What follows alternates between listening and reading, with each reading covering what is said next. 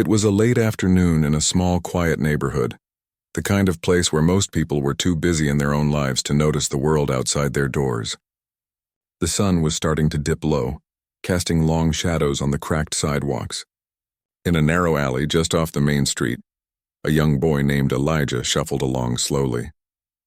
His clothes were old and tattered, a thin jacket barely keeping out the chill.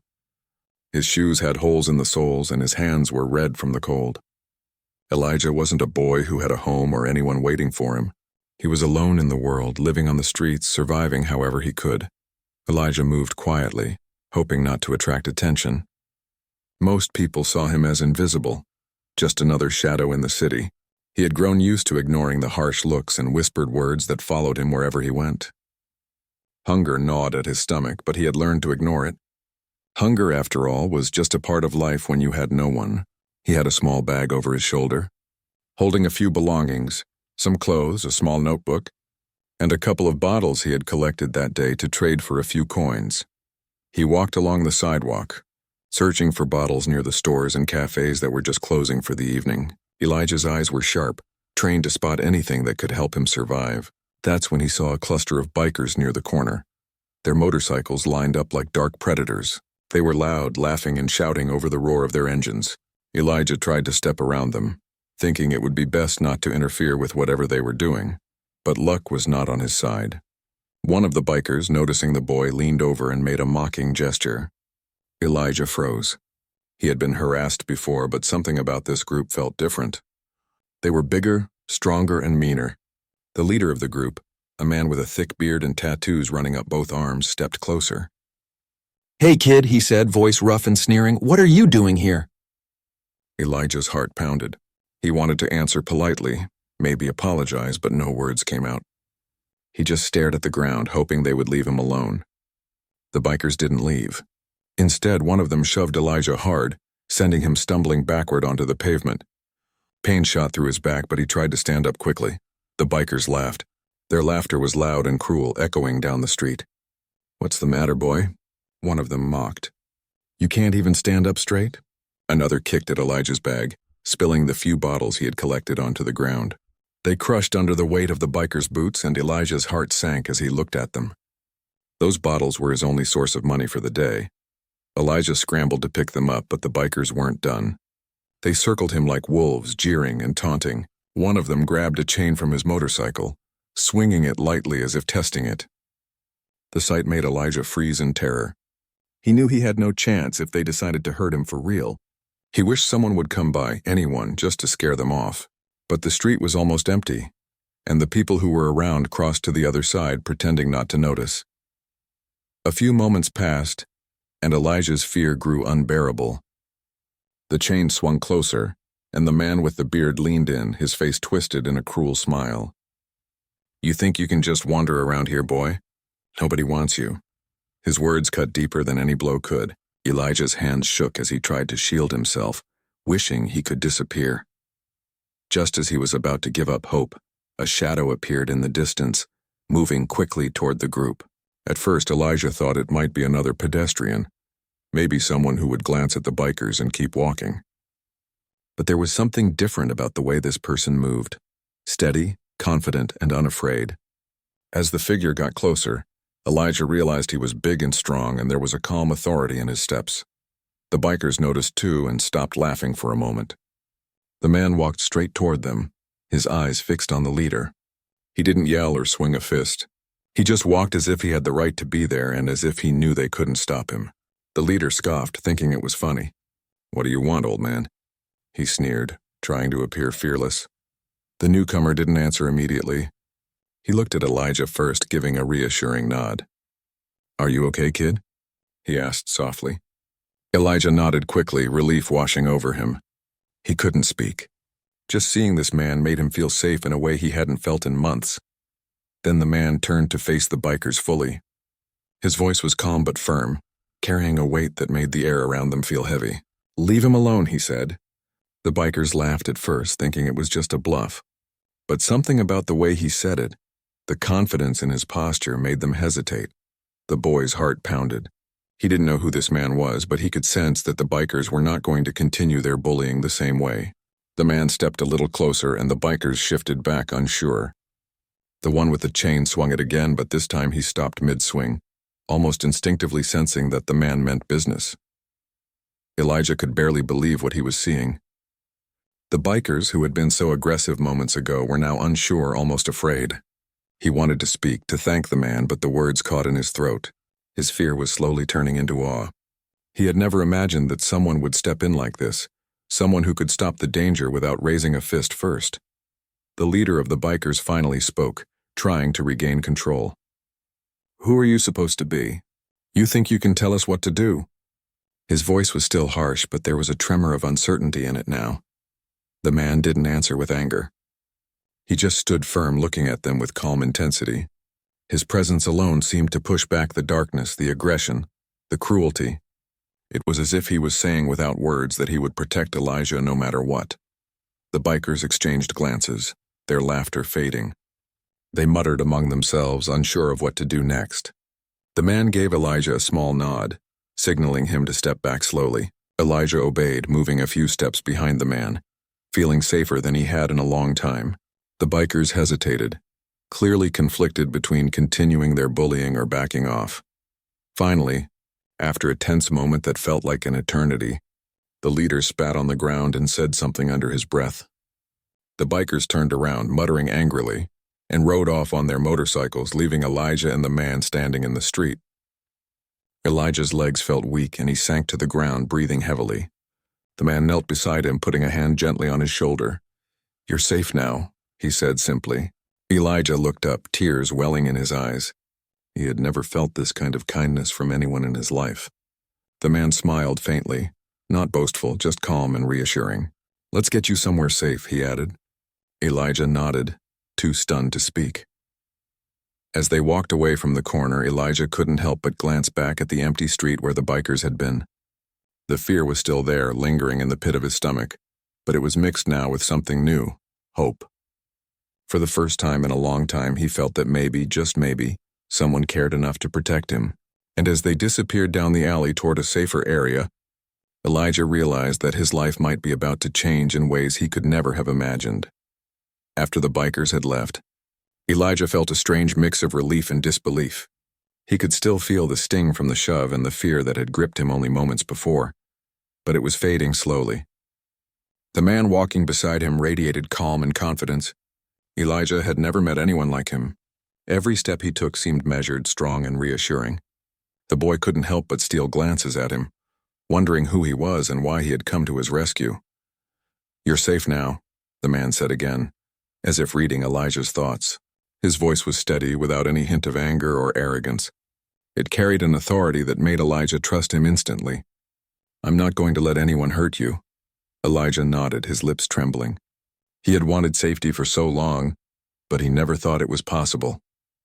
He had grown up in a world where most people ignored him or treated him like he didn't exist. Street corners, alleyways, and abandoned buildings had been his only companions. Hunger, cold, and fear were constants in his life. Yet here was someone who didn't just ignore him, didn't look away, and didn't judge him. As they walked down the street, Elijah's curiosity finally got the better of him. Who are you?" he asked quietly. The man smiled faintly, not in a boastful way, but in a way that made Elijah feel at ease. "Just someone who doesn't like seeing kids in trouble," he replied simply. He didn't give his name, and Elijah didn't press. Right now, the boy was more focused on the fact that he wasn't alone, that someone was looking out for him. They turned into a side street where the noise of the main road faded, leaving a quieter, more peaceful atmosphere. The man kept a steady pace, glancing around now and then to make sure they weren't being followed. Elijah followed closely, trying to keep up. He felt a strange sense of safety walking beside this stranger, something he hadn't felt in months. "So, what happened back there?" Elijah asked after a moment, his voice low. He didn't mean to sound weak, but he wanted to understand. The man looked at him, calm but serious. "Some people try to hurt others to feel stronger. It's not your fault. You didn't do anything." "Wrong." He spoke with such sincerity that Elijah's chest tightened. No one had ever said anything like that to him before. Most adults either scolded him, ignored him, or treated him with suspicion. Elijah's mind wandered back to the bikers, their loud voices, The chains swinging, the way they laughed at him like he was nothing. He could still feel the anger mixed with fear. Why did they want to hurt me? He asked, almost whispering. The man shook his head slightly. Some people like to pick on others because they think it makes them stronger. But it doesn't, it just makes them mean. He glanced at Elijah with a steady, understanding gaze. But you're stronger than you realize. Elijah felt a lump in his throat. No one had ever told him he was strong. Strength for him had only been about surviving another day, finding food, avoiding trouble. But hearing someone else say it, someone who clearly meant it, made him pause and think. Maybe he wasn't as weak as he felt. They continued walking, and the man asked softly, "Where do you usually stay at night?" Elijah hesitated. He wasn't used to talking about his life with anyone. Most people wouldn't care. Most people would just tell him to go away. But there was something different about this man. He seemed genuinely interested in helping, not judging. Finally, Elijah muttered, I don't really have a place, I just sleep where I can." The man nodded as if he understood perfectly. "We'll find you somewhere safe tonight," he said. "Somewhere you can rest without worrying about people hurting you." Elijah's heart lifted slightly. It wasn't often that someone offered help without expecting something in return. He had grown used to fending for himself, to thinking that nobody cared. Yet here was someone walking beside him, promising safety and protection. The thought was almost too good to be true. As they walked further down the street, they passed a small park. Children were playing on the swings, their laughter echoing in the air. Elijah stopped for a moment, watching them. For a split second, he felt a pang of sadness. He wanted to play, to be carefree like them, but he had never had that chance. The man noticed him lingering and asked gently, "Do you want to sit for a moment?" He pointed to a bench nearby. Elijah nodded, grateful for the offer. They sat down together, the boy clutching his thin jacket around him. "You've had a rough day," the man said quietly, "but it's not over. We're going to make sure you're okay." Elijah looked up at him, trying to absorb the warmth of his words. It was strange, this sense of security he felt. He wasn't used to it. Usually he had to be alert, always ready to run or fight. But sitting here with this man beside him, he felt safe. After a few moments, the man reached into his pocket and pulled out a small bottle of water. "Here," he said, handing it to Elijah. "Drink this. You need it." Elijah's hand shook as he took the bottle. Water was a luxury for him, something he didn't always have. He drank slowly, savoring every drop. The man watched silently, giving him space, but also there, a steady presence he could rely on. As Elijah finished, the man spoke again. "You're not alone anymore. I'll make sure someone helps you get food and a place to stay tonight. You don't have to be scared anymore." Elijah wanted to believe him. He wanted to trust that this wasn't just another empty promise. His life had been full of disappointment, and hope was a fragile thing. But there was something different about this man. There was honesty in his eyes, a determination that made Elijah believe he meant every word. The boy looked around the park again, noticing the other people now. Some were walking dogs, others were chatting quietly on benches. Life seemed normal here, peaceful, almost like it had a rhythm Elijah hadn't noticed in a long time. He realized how long it had been since he had felt part of a world that didn't want to hurt him. "You know," the man said after a moment, "it takes a lot of courage to survive out here on your own. Most people wouldn't make it as long as you have." Elijah blinked, surprised. He had never thought of himself as brave. Survival had always been about necessity, not courage. But hearing someone else recognize it made him feel a little proud, a little stronger. The man continued, "You've been through a lot, but that doesn't define you. You're more than what happened to you. You're capable of more than you realize." Elijah felt a spark of something he hadn't felt in a long time. Hope. It was small, fragile, but it was there. He didn't know how long it would last, but for the first time in months, maybe even years, he felt that tomorrow could be different. Maybe his life could change. As the sun dipped lower, casting long shadows across the park, the man stood up. "Come on," he said. "We're going to get you some help." Elijah rose slowly, still unsure, still hesitant, but following. He didn't know where they were going, but he trusted this man. For the first time in a long time, someone was leading him toward safety, not away from it. They walked toward a nearby building, one that looked welcoming and clean. The man explained softly, "This is a place where people like you can get food and rest. No one will bother you here. You'll be safe. Elijah felt a strange mix of relief and disbelief. He had been living on the streets, hiding in alleys and under bridges, for so long that the idea of a safe place seemed almost like a dream. But the man's steady presence made it real. He was going to help him. As they reached the entrance, Elijah hesitated at the door. He was nervous about what awaited inside. The man noticed and gave him a reassuring smile. "It's okay," he said. "You don't have to be afraid. You're not alone anymore." With a deep breath, Elijah stepped inside. The warmth hit him first, then the smells of food and the soft murmur of people talking kindly to one another. He looked around wide-eyed. He hadn't realized how long it had been since he had felt normal, even for a moment. The man placed a hand gently on his shoulder. "See, it's going to be okay. You're going to get a good meal, a safe place to sleep, and someone to talk to. Things are going to get better." Elijah nodded slowly, feeling the weight of his fear and loneliness beginning to lift. For the first time in a long time, he felt a sense of belonging, even if just a little. He had no idea what the future held, but for now he was safe, and for now that was enough. The next morning, Elijah woke up to a world that felt different from the one he had known for so long.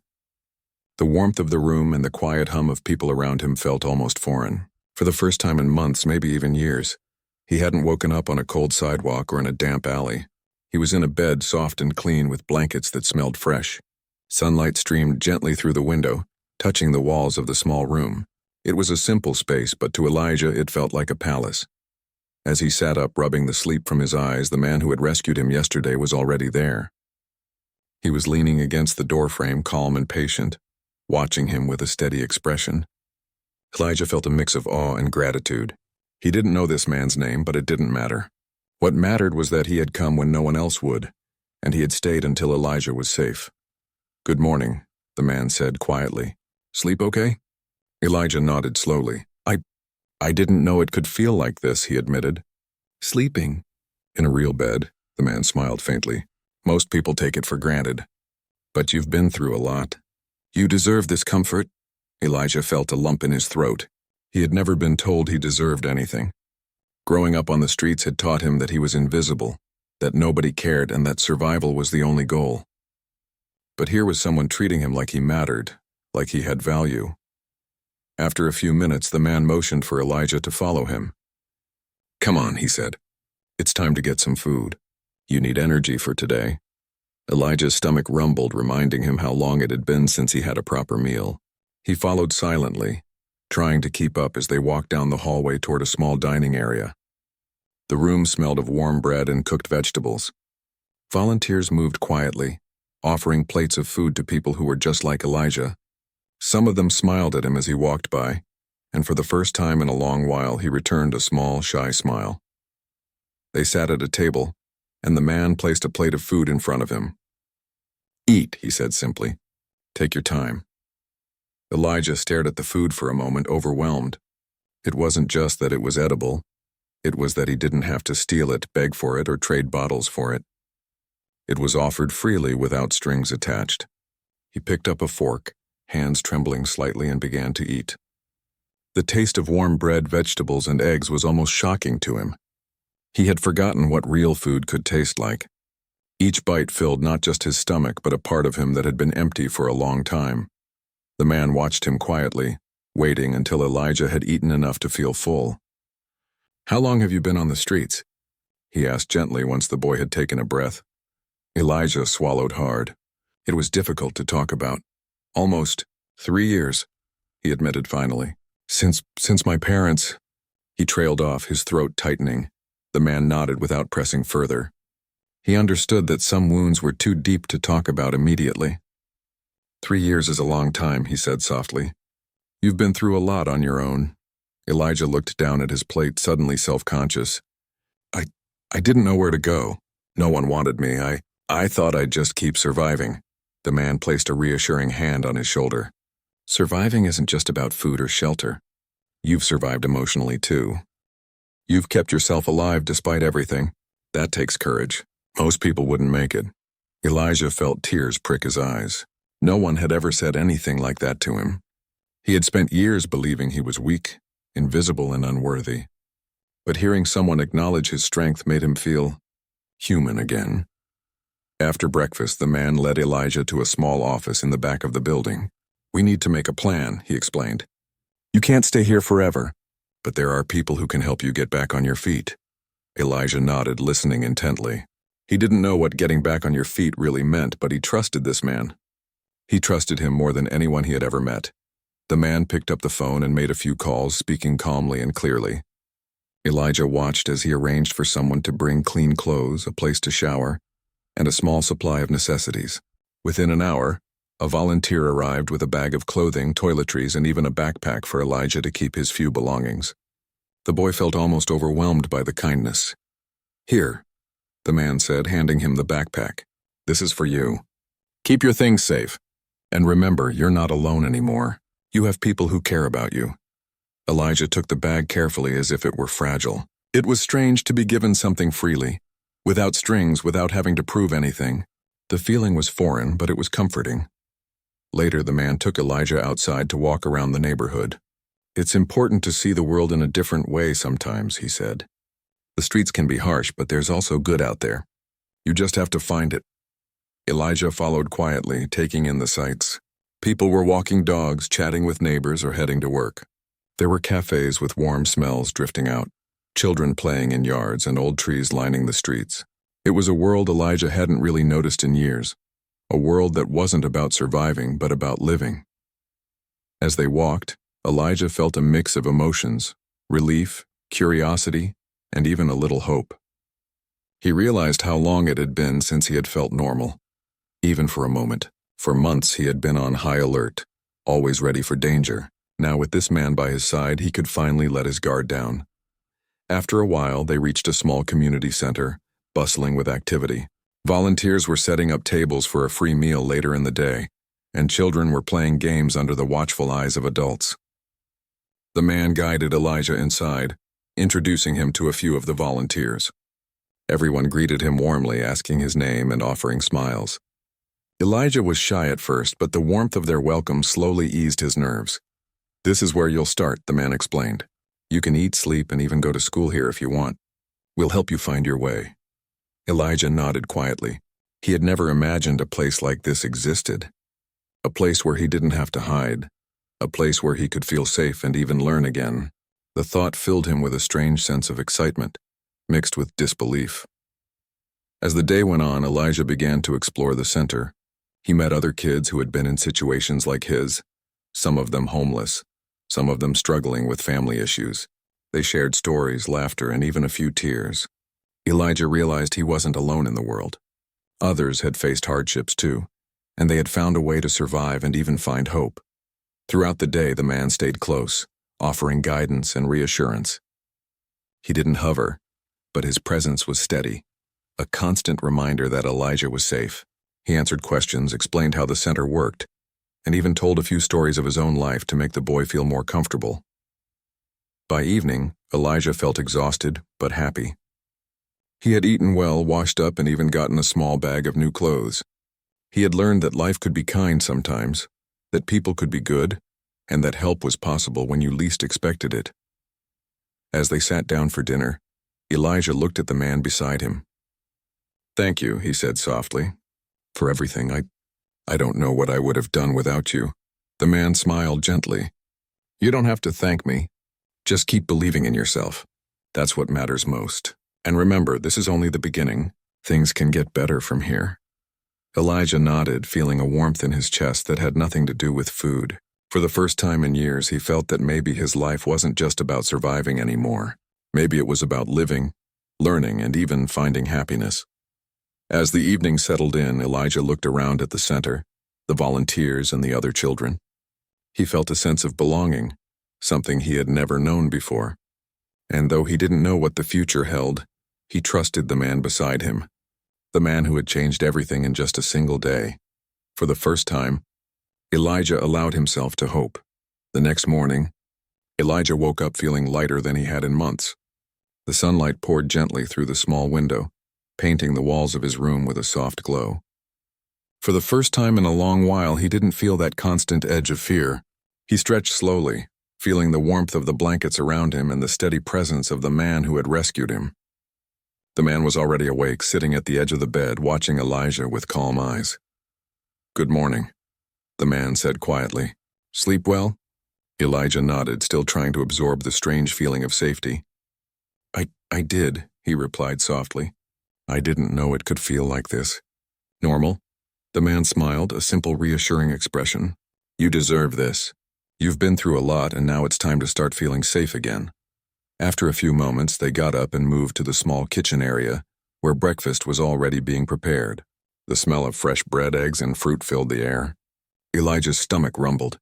He had eaten yesterday, but the hunger that came from months of uncertainty was still there.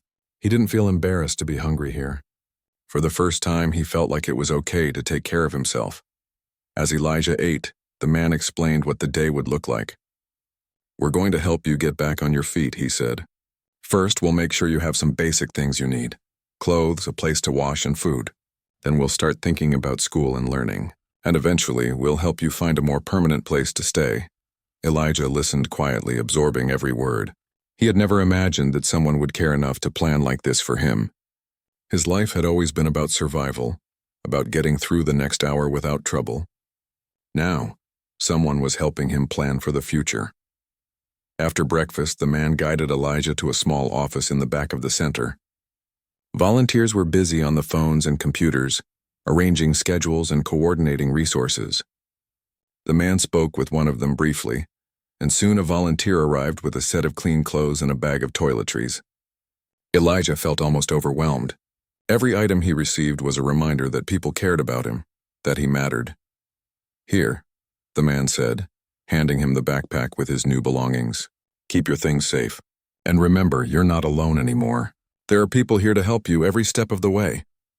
Elijah clutched the backpack to his chest. He couldn't stop thinking about the bikers from the other day. The memory of their cruel laughter and the chain swinging toward him still lingered. But now, with the man beside him and a safe place to stay, the fear didn't feel as sharp. The weight on his chest was lighter. The man noticed Elijah's hesitation and said gently, "It's normal to feel scared after what happened. But the world isn't all like that. There are good people too, and you found some of them." They walked outside for a moment, the crisp morning air brushing against their faces. Elijah took a deep breath, noticing how different it felt to step outside without the tension that usually gripped him. He realized how much he had missed simply being able to walk down the street without constantly watching over his shoulder. As they moved down the street, the man explained a little more. "We'll also talk to someone who can help you with counseling and support. It's important to deal with what happened and to learn how to cope with it. You don't have to carry it all alone anymore." Elijah nodded slowly.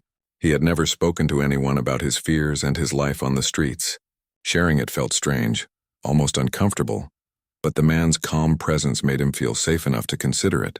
He realized that maybe he didn't have to carry his burdens alone forever. They reached a small park nearby where a few kids were playing. Elijah watched them quietly.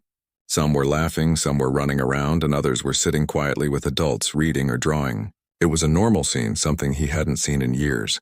The man knelt beside him. "See those kids?" he asked. "They're like you in some ways. They need care, guidance, and protection. And now you have people like that too. You're not alone anymore." Elijah felt a lump in his throat. He had spent so long feeling invisible that no one would care about him. Now it seemed impossible that there were people who cared enough to protect him, feed him, and help him find a better life. They spent the morning walking around the community center and the nearby streets. The man introduced Elijah to more volunteers and staff, each one kind, patient, and welcoming. Elijah began to realize that this place wasn't just about survival. It was about growth, learning, and hope. He had been living in a world where every day was about avoiding harm, but now there was a possibility of something more. After a while, they returned to the center, and the man asked Elijah to sit down. "I want to show you something," he said. He opened a small booklet, filled with information about schools, programs, and activities for kids his age. "You have options now," he explained. "You can start learning again, go to school, and explore what you enjoy. You're not limited by what happened before." Elijah looked at the pages, reading about classes, sports, and clubs. The possibilities felt strange but exciting. He had never thought about a future beyond survival. Now, for the first time, he could imagine a life where he could grow, learn, and maybe even be happy. The man continued, "It won't be easy at first.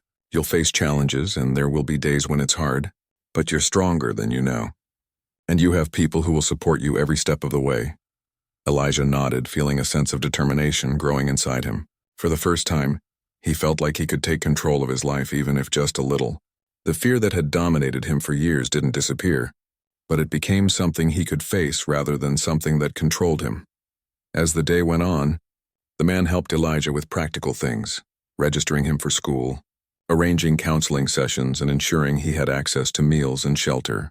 Each step was small, but each one made Elijah feel more secure, more hopeful, and more human. He realized that he had spent so long in survival mode that he had forgotten what it meant to live. Now he was learning, slowly but surely, what it meant to exist without constant fear. In the afternoon, the man took Elijah aside to talk about the incident with the bikers. "It's important to remember what happened," he said gently. "Not to dwell on it, but to understand it and to learn from it. You were brave even when you didn't realize it. You survived a dangerous situation and you came out of it alive. That's not something everyone can do." Elijah listened quietly, the memories still sharp but less frightening now. He began to see himself not as a helpless victim, but as someone who had endured and survived. He felt a strange pride, a recognition that he had strength he hadn't acknowledged before. As the sun began to set, Elijah and the man walked outside again. The streets were quieter now, but Elijah no longer felt fear. He felt a sense of calm, even hope. The man turned to him and said, "Tomorrow we'll continue helping you. We'll focus on school, on learning, and on making sure you have a safe place to sleep. You're not alone anymore, Elijah. Remember that?" Elijah nodded, feeling the truth of the words deep in his chest. For the first time in years, he believed them. He had hope, safety, and guidance. He was no longer just surviving. He was beginning to live. As they returned to the center for the evening meal, Elijah looked around at the other kids and volunteers. He felt a sense of belonging, a feeling he had never known before. The warmth, kindness, and support surrounded him like a shield against the hardships he had faced. And though he knew the future would have challenges, he also knew he wasn't facing them alone anymore. That night, as Elijah lay in his bed, he thought about the bikers, the streets, and his old life. The memories still stung, but they no longer controlled him. Instead, he focused on the man who had saved him, the people at the center, and the small but meaningful steps he had taken toward a new life. For the first time, Elijah slept with a sense of hope. Tomorrow wasn't just another day of surviving, it was another day of living. And he was ready to face it. The next morning, Elijah woke up with a sense of calm he hadn't felt in years. The sunlight streamed through the window, lighting up the small room he now called his own. For the first time, he didn't wake with fear, with the weight of the streets pressing down on him. Instead, he felt a strange kind of excitement, a curiosity about what the day might bring. He stretched and sat up, glancing at the man who had been beside him from the beginning. The man was already awake, sitting in a chair by the window, quietly reading a notebook. "Good morning," the man said, looking up and smiling gently. "Did you sleep well?" Elijah nodded. "Yes, I feel different today," he admitted. He didn't know exactly how to describe it. It wasn't just that he was safe or warm or fed. It was that he felt like he had a chance, a real chance, to live a life that wasn't just about surviving. The man closed his notebook and stood. "That's good. Today, we'll take some steps to make sure you keep moving forward. You're ready for them." After a quick breakfast, they walked through the quiet streets toward the center. Elijah noticed things he hadn't seen before. The colors of the buildings, the small gardens in front of houses, the sounds of birds in the trees. The world felt alive and welcoming rather than threatening. He realized how much he had been missing, how long he had been trapped in fear and loneliness. At the center, volunteers were already preparing for the day. Some were arranging books and supplies. Others were helping kids with activities. The man guided Elijah to a room where a small group of volunteers waited. "We're going to help you learn again," he explained. "Reading, writing, and even basic skills. You've been out of school for a while, but it's never too late to start." Elijah felt a nervous excitement. School had been a distant memory, filled with struggles and challenges, but now it felt like an opportunity. For the first time, he could imagine himself learning, growing, and maybe even achieving something he had never thought possible. The day began with simple lessons. Volunteers helped Elijah with reading and writing exercises. At first, he was slow and unsure, but the encouragement he received made a big difference. "You're doing well," one volunteer said kindly. "Keep going," Elijah smiled shyly. He hadn't heard words like that directed at him for a long time. Praise and encouragement had been rare in his life. Now it was everywhere he looked. Slowly, he began to feel capable. Slowly, he began to believe that he could do more than just survive. During a break, the man took Elijah aside. "You've done really well today," he said. "I know it's not easy, but you're learning, and that's important. Remember, progress isn't always fast, but every step counts." Elijah nodded, feeling pride swelling inside him. For the first time, he could see himself differently. Not as a homeless boy, not as someone weak or invisible, but as someone who could grow, learn, and change his life. As the afternoon arrived, the man took Elijah outside again. They walked to a quiet part of the neighborhood, away from the main streets. The man spoke softly. "Elijah, I want to talk about what happened with the bikers. Not to scare you, but to help you understand your own strength." Elijah listened carefully. Talking about it still brought a shiver of fear, but it also gave him perspective. The man explained that the bikers had acted out of cruelty, trying to intimidate anyone they could. "But look at what you did," he said. "You stayed alive. You stayed calm. And you got help. That's real courage. Most people would have frozen or run without knowing what to do." Elijah considered the words. He had never thought of himself as brave. He had always seen survival as luck or instinct, not courage. But hearing it from someone who had witnessed it made a difference.